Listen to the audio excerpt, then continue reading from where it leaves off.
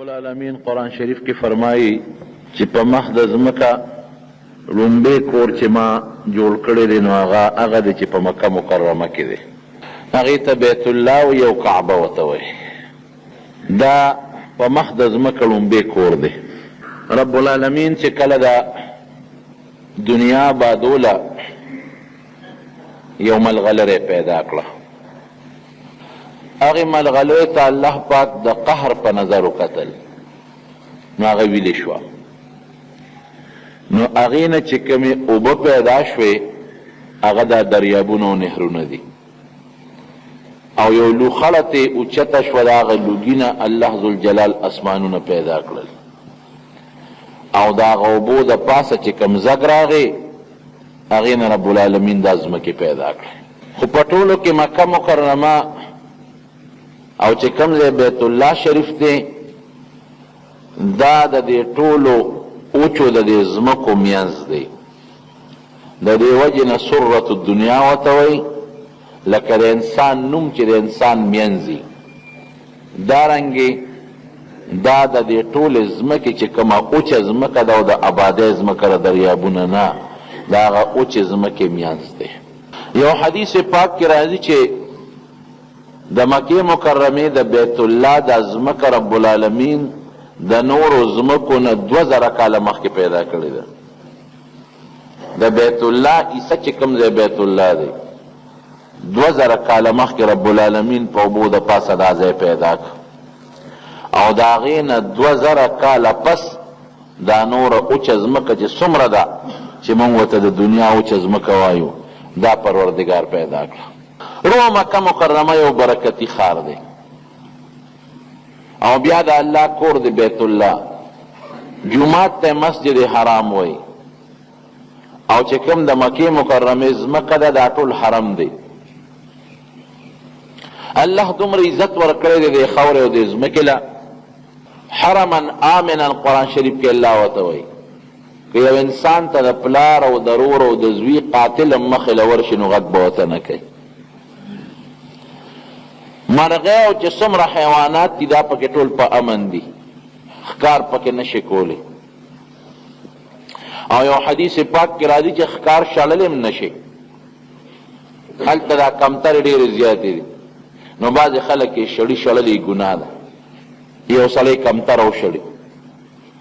الله د انسان او د مخلوق په زړه کې د هغې مینه پیدا کړې ده. ډېر خلک لاړ شي هلته غنم علي په 1 ریال او په 3 ریال او په 5 ریاله، او هغه کمترو ته اچي. دومره غنم خلک کمترو ته اچي چې د هغې نه پاتې شي، هغه نوکران یې راغونډوي. نو خدای پاک د هغې ښکار په امن کړی دی، انسان لی پکې امن ورکړی دی، د هغې مرغۍ په امن دي. هلته که د انسان نه څه شي پروزي لقطه ورته وایي، هغه هم په امن ده، په خپل استعمال کې به یې نه راولي. نور ولا خدای دومره عزت ورکړی دی چې کافر دغې ځمکې ته نشي داخلېدی. انما المشرکون نجس فلا يقربوا المسجد الحرام بعد عامهم هذا. ځای په ځای بوډونه لګېدلي دي چې کوم ځای د حرم د ځمکې حد شروع کېږي نو غټ بوډ به لګېدلي چې کافر او غیر مسلم به په دې لاره نه ځي. د هغې دپاره جدا لارې دي، په عربۍ کې هم لیکلي دي او په انګریزۍ کې هم لیکلي. صرف مسلمان ورته داخلېدی شي او کافر دغې خاورې ته نشي داخلېدی. بل عزت یې دا دی چې د ټولو خلکو قبله ده، که هغه د امریکې دی او که د یورپ دی او که د ایشیا دی او که د نورو علاقو دی، او که پاکستان دی او که افغانستان، مونږ ټول چې مخ کوو نو مونږ مکې مکرمې طرف ته مخ کوو، د بیت الله جمعات ته. فول وجهک شطر المسجد الحرام. الله نبی علیہ السلام تم حکم کوي فولوا وجوهکم، مونږ تم الله حکم کوي چې تاسو کوم جمعات ته چې پکې بیت الله دننه د مکې مکرمې غټ جمعات مسجد حرام په مونځ کې هغې ته توجه وکړئ.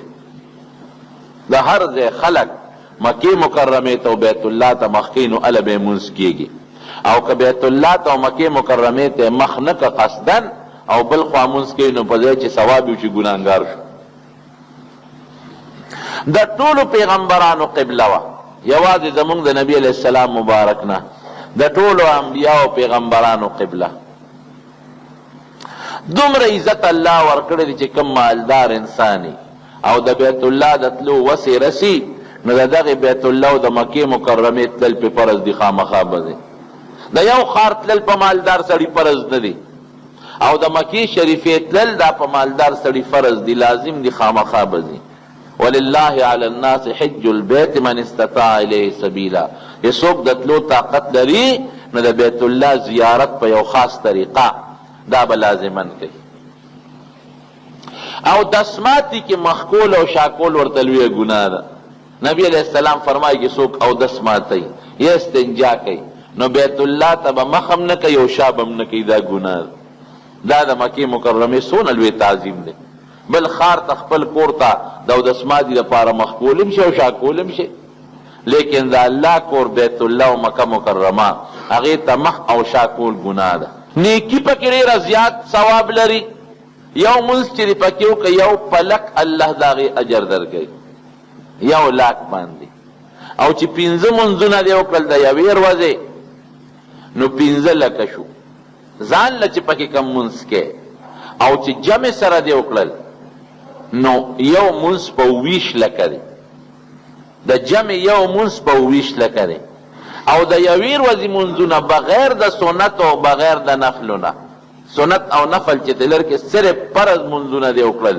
15 منځونه امام پسې نو د 1,15,00,000 منځونو ثواب دې وګټه او چې سنت وسره ځکه حدیث پاک کې مطلق د صلات فی مسجد الحرام صلات مطلق د که فرض وي او که نفل وي او که واجب وي او که سنت وي هر منځ چې په بیت الله کې نو یو پلک دی نو که سنت او نوافل وسره شمیرې تحیت المسجد چې جماعت ته سړی داخل شي یا مثلا تحیت الوضو 2 رکعاته منځ کې دا اودس نه پس که دا وسره شمیرې نو بیا خو زما په خیال چې حساب کتاب یې څوک کولی نشي هر جماعت ته چې داخل شي نو تحیت المسجد 2 رکعاته منځ بکې نفل یره که د جمع وخت تیار نی یا مکروه وخت نی او بیت الله کې تحیت المسجد طواف دی چې ور داخل شي او وسط برابری طاقت تی وی نو 2 رکعاته مکه ولاړ شه د بیت الله طواف وکړه د هغې تعظیم در باندې لازم دی دا سنت دی چې سړی طواف بیا وکړي دارو د بیت الله مبارک عظمت دارنګې حدیث پاک کې راځي چې بیت الله کې چاته ضرر به نه رسوي دغه جماعت کې پوره ټیل مه کوه مسلمان ته ضرر مه رسوه او ومن یرد فیه بالحاد نذقه من عذاب علیم قرآن شریف کې الله فرمایي ظلم به نه کې زیاتې به نه کې چاته تکلیف به نه رسوي او که هلته د ظلم او زیاتې وکړه الله فرمایي دردناک عذاب بدله درکم من یرد فیه بالحاد بظلم چې څوک زیاتې کوي څوک د شریعت خلاف کوي څوک ګناه کوي الله فرمایي سخت عذاب به درکوم علما لیکي وی چې څنګه ثواب یو پلک دی نو د هغه ځای ګناه هم ګوره یو پلک ده بیا د ګناه نه به هم پکې ځان ساتي دا د هغه پاک کور احترام دی او د هغې تعظیم او د هغې لویي ده د رمضان میاشتې پکې تېره کړه دومره اجر او ثواب بدل رب العالمین درکړي لکه چې د هغې نه بغیر د 1,00,000 رمضان عبادت دې کړی وي څومره اجر شو او یو حدیث پاک کې راځي چې څوک د رمضان میاشت په مکه مکرمه بیت الله کې تېره کړي مسجد حرام کې د یوې ورځې او د یوې شپې په بدل کې الله به دونه اجر ورکړي لکه یو مریی چې ازاد کړي یا یوه وینځه چې ازاد کړي او د یوې ورځې یا د یوې شپې په بدل کې به الله دونه ثواب ورکړي لکه 2 اسونه چې د مال نه ډک خیرات کړي وي دا رونو د هغه ځای ثواب او فضیلت طواف چې څوک کوي د هغې ځان له اجر او ثواب حدیث پاک کې راځي یو قدم چې اوچته یو بل ږدي نو یو نیکي ولا الله لیکي او یو ګناه ولا رجي او چې څوک بیت الله شریف وي 100 رحمته په بیت الله روزانه ورېږي چې څوک ته طواف کوي شپېته هغه باندې ورېږي چې څوک ورته مونځ کوي 40 په هغه ورېږي او چې څوک ورته هسې ګوري 100 رحمتونه په هغه هم نازلېږي ما به ملګرو ته وې مې هغه عبادت دلته وکړئ چې کوم په پاکستان کې نه کېږي چې هغه بیت الله شریف ته کتل دي دا رونو د الله د دې کور د بیت الله عظمت دی عظمت لوی نبی کریم صلی الله علیه وسلم چې کله د مکې مکرمې نه هجرت کو بار یو غر د پاغه غر د پاسه ودرېد او مکې مکرمې ته ډېر په شوق وکتل او ویې جلل، وی ای مکې څه خشته ښار او زما ډېر زیات خوښې او د الله م خوښې او زما م ډېر خوښې. افسوس او ارمان چې ستا قوم زه نه ویستې نو ما به بل ځای ژوند نه وی تېر کړی، ما به هم تا سره ژوند تېر کړی، او ستا قوم مې نه پرېږدي وباسي مې نو ځکه درنه ځم.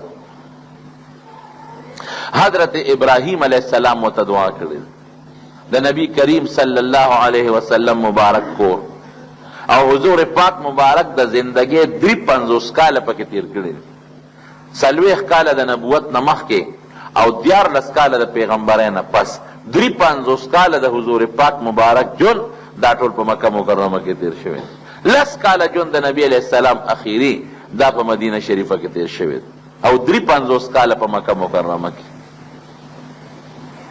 نو دا د برکت خار دی، د برکت د الله د رحمتونو خار دی او د یو لوی عبادت چې هغې ته د بیت الله حج وي د هغې ورسره تعلق دی. حج بغیر د هغې نه بل ځای نه کېږي، روجې هر ځای نیوی شي، منځ په هر ځای کې کولی شي، هر جومات کې کولی شي، زکات هر ځای ورکولی شي، کلمه او ذکر او درود شریف هر ځای ویلی شي، خو د بیت الله حج ما سوا د مکې مکرمې او د هغې د ګیر چاپېره علاقو نه بل ځای نه کېږي.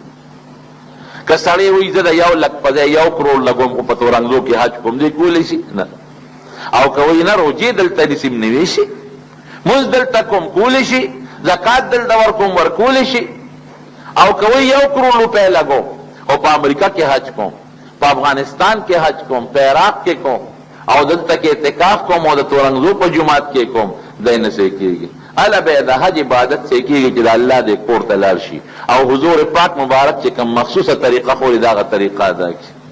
نو د مکې مکرمې ښار متعلق قرآن شریف کې الله فرمایي ان اول بیت وضع للناس للذي ببکه، لومبی کور چې ما د خلکو د عبادت لپاره جوړ کړی دی هغه دی چې په مکه مکرمه کې دی، فیه او هدایت دی د خلکو دپاره او د خلکو دپاره رحمت دی او داسې نښې دي فیه آیات بینات مقام ابراهیم چې هغه ښکاره نشانونه د الله د عظمت او د الله د رحمت دي.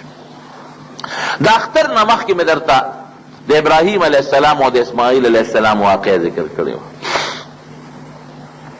چې الله په حکم ابراهیم علیه السلام حضرت اسماعیل علیه السلام راولېږه او بیبي هاجره او په دې دشت و بیابان کې پرېښودل او بیا اسماعیل علیہ السلام د قربانی حکم ورته وشو، بیا الله د قربانی نه بچ کو د هغه په ځای ګډه لال شو. دا مې درته ویلي اسماعیل علیہ السلام او بیبي هاجره د اسماعیل علیہ السلام مور او د ابراهیم علیہ السلام کشره بیبي دا دواړه دغلته اوسېدل.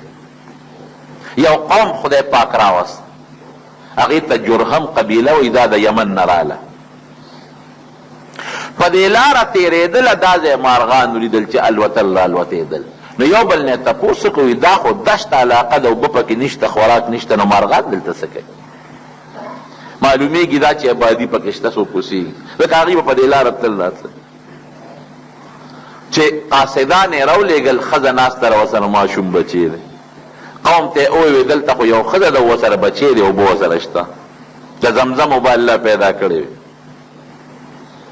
نو هغوی راغلل او د بیت الله دې وخت کې بیت الله سیلاب روان کړی دی، نام و نشان یې نشته. د دې نه مخکې فرشتو جوړ کړی، بیا آدم علیه السلام جوړ کړ، بیا شیس علیه السلام، ادریس علیه السلام، نه شیس علیه السلام او د هغې نه پس چې نوح علیه السلام طوفان روان کړ د هغې نه پس بیا جوړ شوی دی. د نوح علیه السلام د طوفان سره روان شوی د هغې نه پس ابراهیم علیه السلام بیا جوړ کړ. هغې راغلل وایي مونږ تا سره اوسېږو خورې، وایي مونږ ما سره اوسېږې خو په یو شرط چې اوبه به زموی ګورې، وایي د سکوی اجازت، وایي سکې خیر د سکوی اجازت بهی خو کوی به زموی د بل چا ملک بني. وایي ډېره ښه. قوم ورله الله راوستو، الله د هغوی زړونه مایل کړل. حضرت اسماعیل علیه السلام چې لوی شو 20 کالو ته ورسېد نو په هغه قوم کې واده مو کو. دا اصل عرب د یمن جرهم قبیله وه. او پلار ابراهیم علیه السلام به کله کله راته د خپلې بیبي او د اسماعیل علیه السلام خبر به یې غوښته چې بچی مې څنګه دی او ښځه څنګه ده. بیبي هاجر هم دغلته وفات ده او حتویم سره نږدې د بیت الله مبارک چې کومه ناوه ده او کوم ځای کې راپرېوځي نو هغې سره نږدې بیا د هغې قبر دی دفن دی. اوس خو یې د قبر پته نه لګي، خلک طواف کوي، خو تاریخ لیکي چې دغه ځای کې دفن شوی. حضرت اسماعیل علیه السلام عبرانی ژبه وه او د ابراهیم علیه السلام ژبه هم عبراني وه. دا عربي د هغه جرهم قبیلې نه زده کړه. یو ځل ابراهیم علیه السلام راغی د خپل بچی د خبر د اخیستو دپاره، تپوس یې وکړه زما د زوی کور وی دغه کور دی.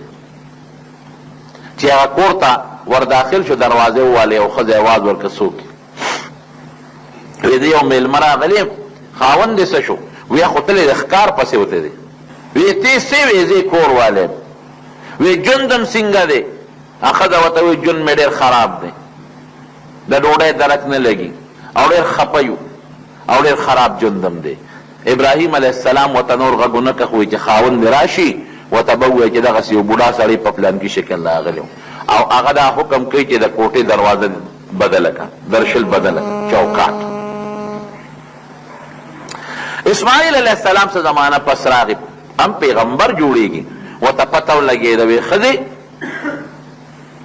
څوک خو راغلی نه دي؟ وی یو بوډا بابا راغلی څنګه شکل یو چې هغې ورته شکل بیان کړه نو هغه د ابراهیم علیه السلام شکل و.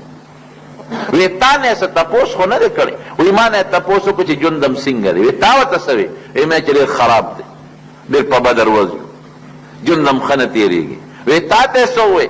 وی ما ته یې وی چې خاوند دې راشي ورته ووایه چې دا چوکاټ دې بدل کړه. وی دا زما پلار و ابراهیم علیه السلام او زما د کور د چوکاټ دی، دې کې دې ته اشارت دی چې ما ورته لارې جدا کړو. تا ولې ناشکري وکړه؟ ته د الله په رزق ناشکري ولې کوې؟ تا ته غنم ملاویږي، ډوډۍ ملاویږي، د ښکار غوښې درته ملاویږي او ته په هغې کې هم ناشکري کوې او د زمزم غوندې قیمتي اوبه ملاویږي. هغې جدا کړه، هغه قوم کې بله ښځه وکړه. قوم هوښیار و، هغې پېژنده چې دا خو د یو جلیل القدر پیغمبر زوی دی. ابراهیم علیه السلام یاد پیغمبر و په هغه زمانه کې او بیا دکې هم داسې آثار او نښې دي چې د ده نه هم یو پیغمبر جوړېدو والا دی. بله جینۍ ورته په نکاح کړه. اتفاقا حضرت ابراهیم علیه السلام څه موده پس بیا راغی او بیا اسماعیل علیه السلام نشته بار ښکار پسې تللی دی. تپوس یې ته وکړه ته څوک یې؟ وی زه د اسماعیل ښځه یم. وی جندم څنګه دی؟ وی الحمدلله ډېر مزېدار او ښه شته. ګوره د الله په نعمت کې شکر ادا کړې، الله وی نور به دله زیات کړم، لئن شکرتم لازیدنکم.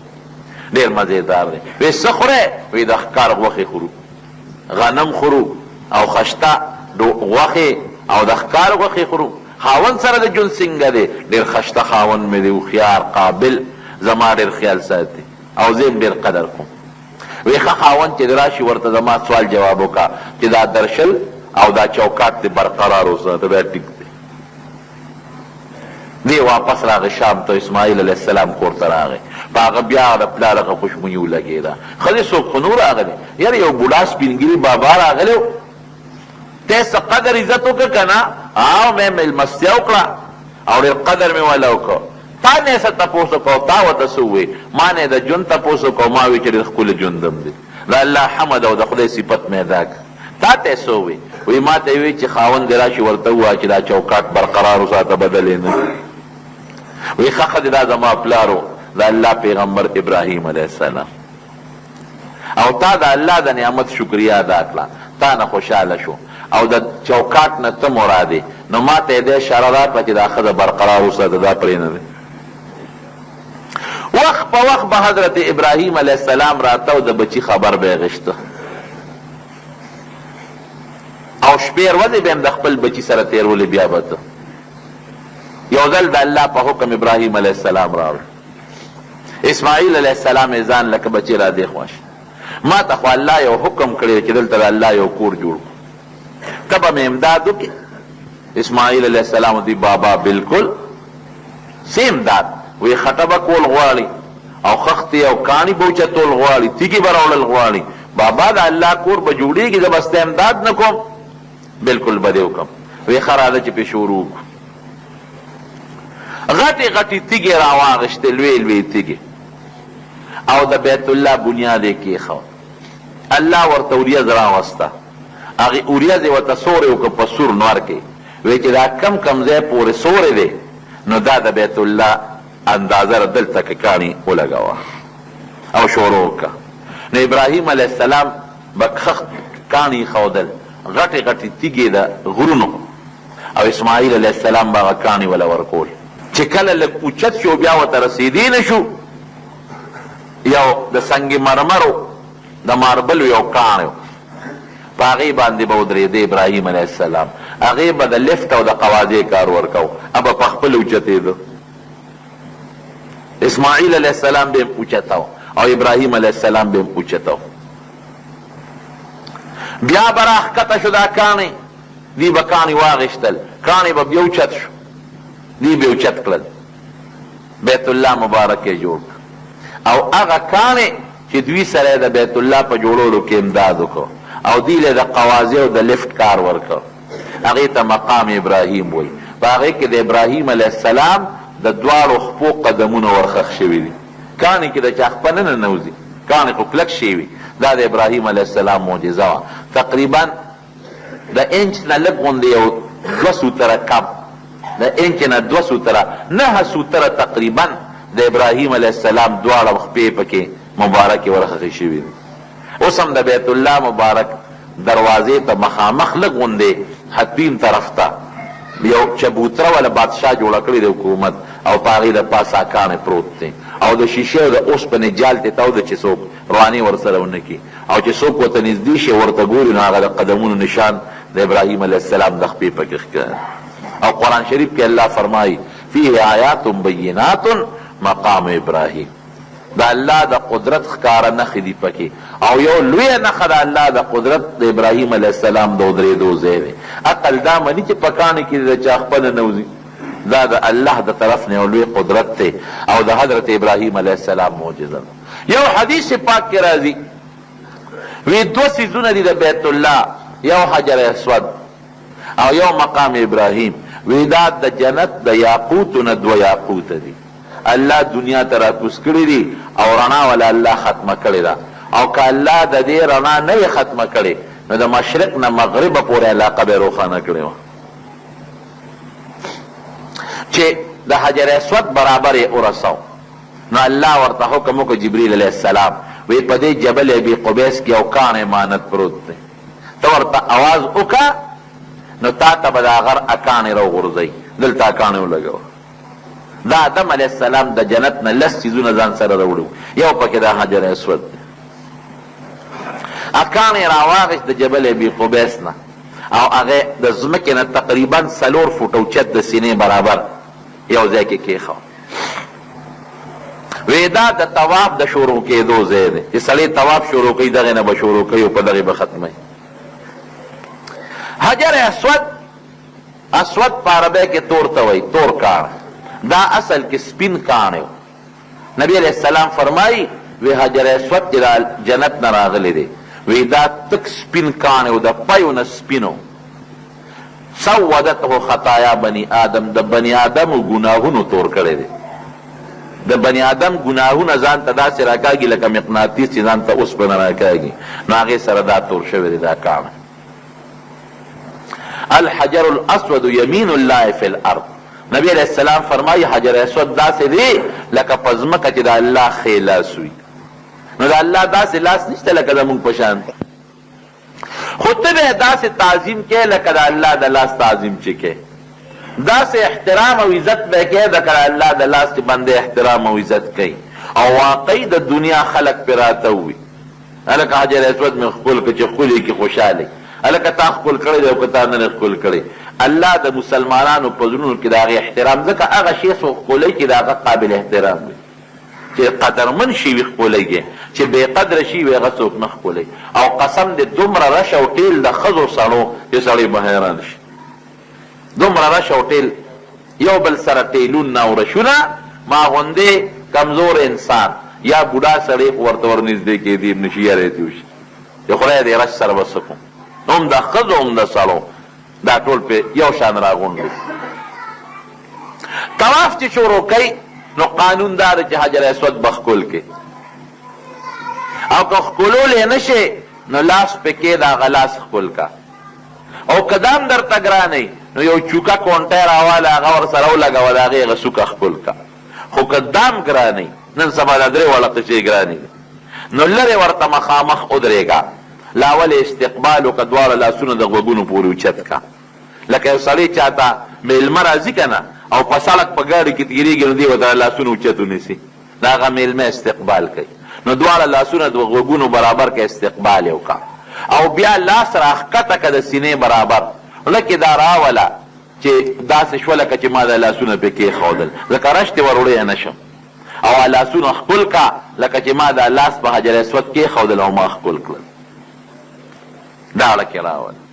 نو طواف په شروع کې نو چې چکر دی وواو او حجر اسود لره ورسېد نو بیا به لاس د سینې برابر اوچت کې، بسم الله الله اکبر ولله الحمد والصلاة والسلام على رسول الله صلی الله علیه وسلم. د اوه چکرې به برابرې او د استلام به کې، او چې بیا صفا مروه ته دی نو بیا به یو استلام وکړي. دا د دې حجر اسود تعظیم دی. حضرت عمر فاروق رضی الله عنه راغی ټیل ټالو په حجر اسود، وی ښه دې پېژنم چې ته یو کاڼې، نه چاته ضرر رسول شي او نه چاته فایده ورکول شي، خو قسم دې که ما حضور پاک مبارک نه وي لیدی چې ته ښکل کړې نو ما به نه وي ښکل کړې، خو هغې مې لیدلې چې ته ښکل کړې. هغه دا خبره په دې بنیاد وکړه چې دقلته خو مخکې شرک شوی و، نو هسې نه مشرکان ته وایي چې مونږ خو د کاڼو عبادت کوو، مونږ یې منې کوو، په خپله کاڼو ته عبادت کوي، مونږ د کاڼو عبادت نه کوو. دا یو نشان دی، یو تعظیم دی، عبادت ته الله کوو. مونږ بیت الله ته صرف زمونږ مخ دی، مونږ د بیت الله عبادت نه کوو. د چه عبادت کوو؟ د رب العالمین. او حدیث پاک کی راضی نبی علیہ السلام نو ذاتی فیدہ نقصان نشی رسولے، خو اللہ دا فیدی ذریعہ گردولے لگوارے. ولی حدیث پاک کی راضی نبی علیہ السلام فرمائی وی اللہ با دا قیامت پر دا حجر اسود راوالی، دل با اللہ سترگی ورکی نظر بے لگی، او دل با اللہ جب ورکی خبری بکی چی چا پا صحیح طریقہ دا دی حجر اسود استلام کری، خکل کری، یا دا لر دینے ورط اشارہ کری، دا اغی انسان دا پارا با دا اللہ پا دربار کی گوئی ورکی، دا اللہ پا حکم او دا اللہ پا اجازت دا مسلمان دا پارا چی استلام کرم خود بے اخبولوں. اس چی دا حضور پاک مبارک دی ترون اندازہ لگوے عجیبہ نقطہ چی حضور پاک مبارک خپل شونڈ پی دا پاس ایک دی، او حضور پاک مبارک غوندی شخصیت اخپلی، نو تاسو اندازو لگے چې د قدر شې شو کنه شو، سونه د عظمت شې شو. که په خپل نه خپل کړي او خلکو ته وی چې خپل کې بیا به هم د عزت خو چې دا د دواړو جهان مبارک سردار په خپل شونډې لګي او په خپل خپلې، نو چې حضور پاک مبارک یو شیخ کول کې نو پته ولګي چې دا ډېر د عزت او د احترام شی دی. نو ذاک سر دا یو ټکی ویم چې حجر اسود د خپل کو، نو په دې خوله بیا سیګرټ او نسوار مې استعمالو، دا مه کوه بس، دا ګنده څیز، دا پلیت شی دا په دې خوله کې مه اچوه، دا ته ډېره بې قدري کې او ډېره ناشکري کې. الله دله د شکر مقدره کړه او ته ولې د الله د نعمت ناشکري کې. نو حجر اسود دی ولګو او ابراهیم علیه السلام بیت الله جوړ کړ او دعا کوله چې تاویږي او فارغ شو نو دعا وکړه د رب العالمین نه، وَإِذْ يَرْفَعُ إِبْرَاهِيمُ الْقَوَاعِدَ مِنَ الْبَيْتِ وَإِسْمَاعِيلُ رَبَّنَا تَقَبَّلْ مِنَّا إِنَّكَ أَنْتَ السَّمِيعُ الْعَلِيمُ. یا اللہ تا اوریدون کی او زمون په حال خبردارے ستا عبادت کو خدای زمون نه د عبادت قبول کا. اوس هم چې عبادت سړی وکي نو د عبادت د قبلېدو سوال مخکې کوه، ځکه دعا خو چې ته غواړې د عبادت ته برکت یې غواړه، نو چې عبادت خو دې قبول شي که نو یا اللہ تا اوریدون کی زمون په حال خبردارے پروردگار زمون دا عبادت بیت الله جوړول عبادت ته دا قبول کا. ربنا واجعلنا مسلمين لك ومن ذريتنا أمة مسلمة لك وارنا مناسكنا وتب علينا إنك أنت التواب الرحيم. یا اللہ مونږ ته عبادت چلو خایا او خدای مونږ هم ستا تابعدار جوړ کا او زما په اولاد کې هم داسې ډله پیدا کړي چې هغه امت مسلمه ستا تابعدار ډلې او د عبادت چل راته خدای وخایا. خدای توبه قبلون کې رحم کوون کې که غلطي را نه شوي معافي دنه غواړم. ربنا وابعث فيهم رسولا منهم يتلو عليهم آياتك ويعلمهم الكتاب والحکمة ويزکیهم انك انت العزیز الحکیم. او الله زما په اولاد کې د دوی نه یو پیغمبر پیدا کړ،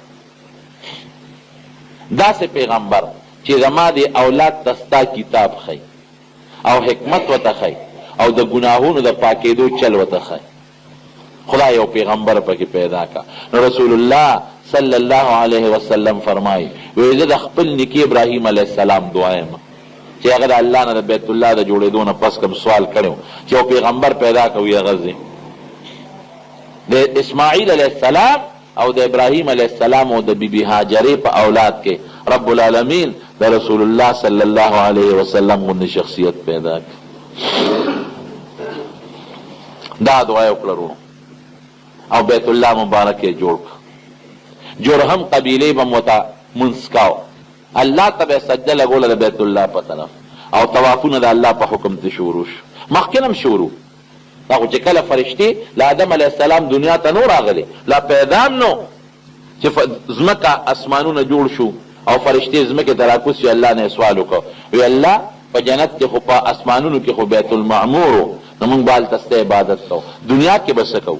نو الله ولا زمرودو په کاڼي کې یو بیت الله ورکړ، یو ډټ کاڼي او دقه ځای ورته وښوي دغلته یې کښېږدی ځای هلته عبادت کوي. خو چې کله پیریانو بیا ګناهونه شروع کړل نو هغه لوچت. نو دا بیت الله مبارک ابراهیم علیه السلام او اسماعیل علیه السلام جوړ کړ، دروازه ورته جوړه کړه، هغوی به هم پکې عبادت کو او جرهم قبیلې هم پکې عبادت شروع کړ. او هغه صفا او مروه ما د اختر نه مخکې درته ویلو چې بیبي هاجرې پکې منډه والې وه، هغه هم الله زمونږ او ستاسو د عبادت لپاره مقرر کړل. چې کوم سړی حج کوي یا عمره کوي نو د صفا او د مروه په منځ کې به خامخا منډه وي. لږ ځای کې منډه ده، نور ځای کې هسې تلل دي. د صفا نه شروع کې مروه ته ځي، دا یوه، بیا د مروه نه صفا ته دوه، شروع د صفا نه کېږي او ختمېدلې په مروه کېږي. دا د الله د قدرت نښې دي رونو. او د الله د قدرت نور ډېرې نښې پکې شته، لږې نه ډېرې زیاتې. دا خو زړې نښې وې، د زمزم د کوی نه لویه نښه پکې بله شته، دومره اوبه ترې راوځي چې سړی حیران شي، یو وخت کې نه زنځېږي او نه تشېږي. او مکه مکرمه خو څه کوي، مدینه منوره د سعودي غټو غټو ښارونو ته د هغې نه اوبه روانې او د دنیا د لکونه حجیان ځان سره ټپکې پاکستان ته راوړي. الله دا یو انتظام کړی. نه د مدینې منورې کجورې خلاصېږي، د حجیانو تحفه ده، او نه د مکې مکرمې زمزم خلاصېږي. د مدینې منورې د کجورو په منډی کې داسې سیزن به رانشي چې کجورې پکې ختمې شي، او نه دلته زمزم ختمېږي. دا لوی نښې دي که بیا ورسره خوا کې نیر د برکت ځایونه دي چې چا سره د حج تعلق دی، لکه مینه د مکې مکرمې نه لږ غوندې پار 100 کیلومیټره بار علاقه د مینا ورته وایي. حاجیان صاحبان د حج په ورځو کې تقریبا دا 15 ورځې په مینا کې تېروي. اتم د لوی اختر د میاشتې ذوالحجې، نهم خو په عرفات کې وي، لسم، 11، 12 دا 4 ورځې په مینا کې راشي. مینا کې یو جماعت ته مسجد خیف ورته وایي، عظیم جماعت ته، ډېر لوی جماعت دی. د رسول الله صلی الله علیه وسلم خیمه د حج په ورځ په دقه ځای لګېدلې وه. د هغې د خیمې په ځای غټ جومات جوړ. او بعضې علما لیکي وی د اویو پیغمبرانو قبرونه هم پکې شته، نښه یې نشته. خلک ځي پکې منځ کوي او جمرات دي چې دا مونږ خلک ورته شیطانان وایو. دا شیطان نی، دا خو اسماعیل علیه السلام او ابراهیم علیه السلام ته شیطانان ښکاره شو، هغوی پې غزارونه کړي، د هغوی په ځای باندې سلي دي. خلک یې ولي 3 ورځې، یو ته وړه جمره وایي، یو ته درمیانه جمره وایي، او یو ته اخیري وایي. مونږ خلک ورته رکوټ شیطان او منځنی او اخیري وایو. لومبې چې ولي نو خلک دعا کوي، نبي علیه السلام دعا کړې ده او د قبلېدو ځای شو که دویم چې ولي بیا نبي علیه السلام مبارک دعا کړې ده، او دریم چې ولي نو نیغ به دعا به نه کړي. د مینه او د مزدلفې په منځ کې یو ځای دی، هغې ته وادي محصر وایي. هغې کې خیمه نشته، مخکې وروستو خیمې شته او دغه ځای خیمې نشته او نه د اوسېدو انتظام پکې شته. دا هغه ځای دی چې کوم ځای رب العالمین د ابرهه د اتیانو هغه لښکر هلاک کړی. کلم چې چام بیت الله ته په غلط نظر کتلی دی رب العالمین هغه تباه کړی دی. حدیث پاک کې راځي نبی علیه السلام فرمایي وی مکې مکرمې او مدینې منورې ته دجال منه داخلېږي، په ټوله دنیا به وګرځي دجال، خو چې د مکې مکرمې او د مدینې منورې طرف ته راشي د هغې په درو به فرشتې ناستې او دجال چې راځي هغې به په کروړو وی تختی به واپس به ځي. طاعون وبا داسې بیماري چې دا راشي او دنیا پکې مړه شي، دا به الله مدینې منورې ته هم نه داخلي او مکې مکرمې ته به هم نه داخلی. دا ابرهه لوی لښکر راخطا شو راغی، ځان له ابرهه یو کعبه جوړه کړې وه، یو کوټه، او خلکو ته وی حج د دلته راځئ. چېرته د مکې مکرمې یو سړی لا هغه وی ښه تا زمونږ د بیت الله په مقابله کې ځان له کوټه جوړه کړه، په هغې کې اودس ماتې وکړه. هغه له غصه ورله وی زم د مسلمانانو دغه د بیت الله د مکې روانوم پرېږدمې نه. یو لوی لښکر راغی چې راغې د مینا او د مزدلفې په منځ کې د وادي محصر چې ورته وایي دقه هلته راورسېد. الله دغه وخت کې د نبي علیه السلام مبارک نیکه عبدالمطلب جم دی. نو دې چې څنګه راغې چې په لاره کې څومره څاروي څه به یې حلالول او څه به یې خوړل او څه به یې ځان سره نیول. عبدالمطلب ته چاوی چې هغه ستا څاروي چې څومره دي هغه یې ونیول. ده د مکې خلکو ته یې مکه ورته خوشې کړې، دی براشي چې هر څه کوي که بیت الله روانوي روان دي کې مونږ به بیا جوړ کړو، مکه خوشې کړي او په خپله ورغی. الله دله یو ډېر روب داب ورکړی. ابرهه ته چاوی د مکې د خلکو مشر دله راغی، د هغه دا خیال و چې دی به څه معافي غواړي یا منت زاري وکړي چې دا بیت الله مروانه وه، او دله الله داسې مخ ورکړی چې څنګه ور مخامخ شو نو ابرهه والا راپاسېد او ډېر عزت یې والا وکړه. وی څنګه راغلی؟ وی زموږ خان او ګډې چیلې دي نیولي دي هغه غواړم. او ما خو یې چې ته ډېر هوښیار سړی، ما خو یې ته ما ته سوال وکړي چې دا بیت الله مروانه وه، نو زه ستا خبره منم، اوس واپس کېدم. نو ایله بیله د ګډو چیلو تپوس دې وکړو. عبدالمطلب صاحب ورته وایي وی ګډې چیلی زما دی او بیت الله د الله دی. زه د خپل شي تپوس کوم الله پرې چې خپل کور یې پرېږدي، که الله د خپل شي حفاظت کولی شي نو پرېږدي. واقعي اقصې وشوه، وادي محصر ته چې داخل شو الله د دریاب نه د توتکرو په شکل ابابیل ورته وایي مارغان به اوچت کړل، یو کاڼې پنجه کې او بل پنجه کې، یو په مخوکه کې ابې اوچتاو او یو میزایل به راتاو، یو کافر به و، ټول هلته مردار شو. دا عذاب ځای دی، د دې وجې نه نبي علیه السلام چې د علاقې ته راغی نو تیز پرې راغی، وي دلته مې ایسارېږي. مونږ خلک اکثر د عذاب ځای له تماشو للو، هلکه دا کنډرات دي او دې لځو چې تماشه وکړو. د عذاب ځای له تماشو له به نه ځې، هلته کې چې تېرېږي سر به ښکته کې او زر پې تېرېږي، ځکه اوس هم په هغه ځای د الله عذاب نازلېږي. نو وادي محصر هغه ځای شته. بیا ورپسې مزدلفه ده، د اختر شپه اجان په مزدلفه کې تېروي او د اختر مونځ چې وکړي د انور د ختو نه لږ ساعت مخکې پورې هلته د الله نه دعا غواړي. هلته هم یو جومات دی، د مزدلفې جومات ورته وایي. په هغه ځای جوړ دی چې کوم ځای کې حضور پاک مبارک خیمه وه او هغې سره ګس طرف ته خوا کې یو غر د جبل قزح ورته وایي. دا هغه ځای دی چې کوم ځای کې حضور پاک مبارک وقوف کړی د مزدلفې، او د دعا د قبلېدو ډېر قیمتي ځای دی نو، او د دعا د قبلېدو خاص ټیم هم دقه د اختر سهار دی، بل ټیم نه. علما لیکي د بیت الله د منځ نه هم هلته دعا ډېره خطر دی، د اسمان لاندې او د ځمکې د پاسه د دعا د قبلېدو د هغې نه بهترین ځای بل نشته. او چې د هغې نه شپږ اووه کیلومیټره مخکې لاړ چې نو عرفات راځي، د عرفات میدان. حاجیان صاحبان د عرفې ټوله ورځ هلته تېروي او د ماسپښین د مانځه نه تر د ماښامه پورې الله ته جلاګانې کوي، خدای پاک ته درخواستونه کوي. هغې کې هم یو جومات دی، مسجد نمیره ورته وایي، د حضور پاک مبارک خیمه هلته لګېدلې وه. صحابو ته یې ویلي وي ما ته په نمیره کې زما خیمه ښخه کړي. او نبی علیه السلام چې کوم وقوف کړی د عرفې هغه عبادت هغه د جبل رحمت سره خوا کې کړی. مخکې هلته یو جومات اوس هغه جومات روان شوی دی. نو حاجیان صاحبان ټوله ورځ د عرفات د عرفې په عرفات کې تېروي او د ماښام مونځ نه د نور پرېوتو نه پس را روان شي، مونځ به عرفات کې نه کوي او نه به یې په لاره کوي چې مزدلفې ته راشي نو د ماښام او د ماسخوتن دواړه مونځونه په یو ځای کې کوي. نو عرفات شو، دغه مسجد نمیره شوه، جبل رحمت شو، مزدلفه د مزدلفې جماعت، منا، دا ټول د الله د قدرت او د مسلمان د عبادت نښې شوې. د اختر د اولمبیا روز د حاجیانو سخته روز دی، ځکه ستړی ستومانه راشي، د عرفات نه اکثر حاجیان پیاده راشي، د مزدلفې نه بیا پیاده راشي.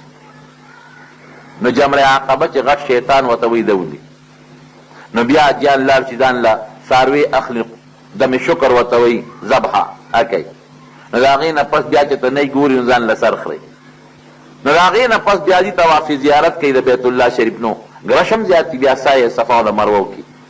نو بیا به دې واپس مینا ته. اوس خو ځان ته خلکو حج اسان کړی دی چې راشي په مکه مکرمه کې پرېوځي. دا طریقه نه د حضور پاک مبارک. خیر دی که سړی خپل بلډینګ ته راشي او جامې پکې بدلې کړي او ولامبي نو پروا نشته، خیر. خو شپې له واپس ځان رسوه مینا ته ایسارېږم. صاحب ما نه بار بار په ټېلیفون به خلکو یاره که موږ دا شپه په مکه کې وکړو مې پاکستان کې به دې کړې وسله راتلې عجب دی څو یاره دا خو ګرانه ده ټیکسي نه میلاویږي. نو مې خو پاکستان کې 2 لکه داسې ولګول، هلته به وې که څه عجب دی. ښځې به ځان سره بوځي، یاره چې دا ښځې به پرېږدو موږ به له شیطان ولو. نو خو مې هلته به دې پرېښې پاکستان کې، دلته به دې ولاړ سکول. په ښځو خلک خفه کېږي، مه خفه کېږه، عبادت پې وکړه، عبادت ته دې بوتل نه که نه مړه به شي. ولې مري چې ټیمې مقرر نو سړی هم د مرګه نه شي بچ کېدی او ښځه هم نه شي بچ کېدی، او چې وخت یې پوره نه نو هېڅ ځای هم نه مري. عبادت له دې بوتلې ده، د خدای بنده عبادت پې وکړه. ما سره په ګروپ کې بوډاګانې ښځې تللي دي او ما په خپل وس باندې ټولې رسولې دي او هغه شیطانان مې پې ویشتلي دي. ژوند د عمر خو د الله په اختیار کې. او اوس خو دونه اسانه شوې ده، ما ته اوس هغه جمره به مخکې یو غټه ستن به خلکو وویشتله، غټه ستن. اوس یې یو غټ دیوال جوړ کړی دی، هغه کولاو کړی دی لپاره چې خلکو ته ویشتل اسان شي. او مخکې به یو پول اوس 3 پوله دي، 3 پوله، څلورم هم جوړېده. دومره اوږد دیوال دی لکه زمونږ د دې جومات په دومره چې وي، هغې نه زیات اوږد دیوال دی. نو څوک یو ځای لګي کاڼي ولي، څوک بل ځای کاڼي ولي. یو ما نه یو ملګري تپوس وکړو، وایي دا مخکې خو موږ چې برجې ده نو هغه زمانه کې شیطان نه کوټ اوس غټ شوی دی، ګناهونه زیات شیطان وپړسېد غټ شو. څوک ورپسې چپړه راوباسي په هغې ولي، څوک ورپسې غټ غټ کاڼي راوړي او په هغې باندې ولي. وی شیطان ولو یو ملګري کاڼي وچت وایي ستا هغه وایي خدای بې خو بس اوس یې در باندې دا دی اثر وکړو، کنځل مه کوه. شیطان ولي هغه دنه بدل مخکې به هغه چې کنځل دې وکړو ګناه به نه. نو عبادت هلته په دغه ورځ ګران دی او عبادت لذې او سخت عبادت دی. ځان ته به په خپل عقل اسانتیا نه پیدا کوې چې کوم د الله رسول نه موږ زیات نیازبین نه یو او نه د هغوی نه الله ته زیات خوښ یو. نو چې هغه کم کارونه کړي دي هغه کار به کوي، بیا واپس لاړ شي، دغه 2 ورځې بیا په مینا کې تېرې کړي او ماسپښین لمونځ کې راځي، 3 واړه جمرې ولي، بیا واپس ځي خپلې خیمو ته. نورې پکې ډېرې نښې شته لکه د حضور پاک مبارک د پیدایش کور، اوس هغې کې لایبرري جوړه شوې ده. د خدیجې رضی الله عنها کور او هغه جومات کې شامل شوی دی.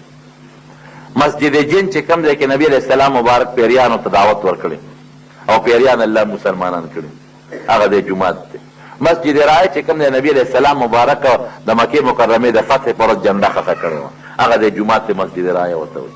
خوا کې ورسره یو رکوټ جومات مسجد شجره ورته وایي چې کوم دی د نبي علیه السلام د هغه اونې معجزه ښکاره شوې وه. اونې ته یې اواز وکړه او اونې ځمکه شلوله او نبي علیه السلام نه راغله، سلام یې پرې واچو واپس لاړ، مسجد شجره ورته وایي. او خوا کې ورسره مقبره د معلات مقبره، پکې ډېر زیات صحابه کرام دفن دي او خصوصا زمونږ مور بیبي د نبي کریم صلی الله علیه وسلم مشر بیبي حضرت خدیجه رضی الله تعالی عنها د هغې قبر دی پکې. نن سبا خو صفا مروه ډېره کولو کړې ده، مخکې به لږه تنګه وه، اوس یې 3 برنډې جوړې کړې، یو کې خلک ځي په بل کې راځي او یو میانځ کې برنډه د سیکلونو لپاره ده، سیکلو کې چې دا کم موضوعان یې پکې ځي. 3 چته یې بره جوړه کړه او 4م چت باندې کار شروع دی. د حاجیانو د سهولت لپاره تقریبا نیم جومات ایئر کنډیشن دی، لاندې نیمې تیخانې ایئر کنډیشن دی. مینا کې د سړی یخني کېږي، داسې یخې هواګانې پکې لګي او داسې پټي پکې لګولې. ما وی یو زمانه دا وه په 18 جون باندې حج دومره ګرمي وه چې سړی په مکه مکرمه په مینا کې ټینګېدی نه شو، اوبه به نه وي. اوس ځای په دی خشته ښکلې اوبه دي. نو مکه مکرمه د عزت کلی او د عزت ښار دی او زمونږ د اکثر عبادتونو تعلق هغې سره د مونځ هغې سره تعلق دی، په مانځه کې به هغې ته مخکې د حج هغې سره تعلق دی. حج لوی عبادت دی. پروردګار دې مونږ او تاسو ټول دغه پاک ځای له بوتلی او خدای پاک دې مونږ او تاسو له د حج د صحیح حج کولو توفیق نصیب وکړي.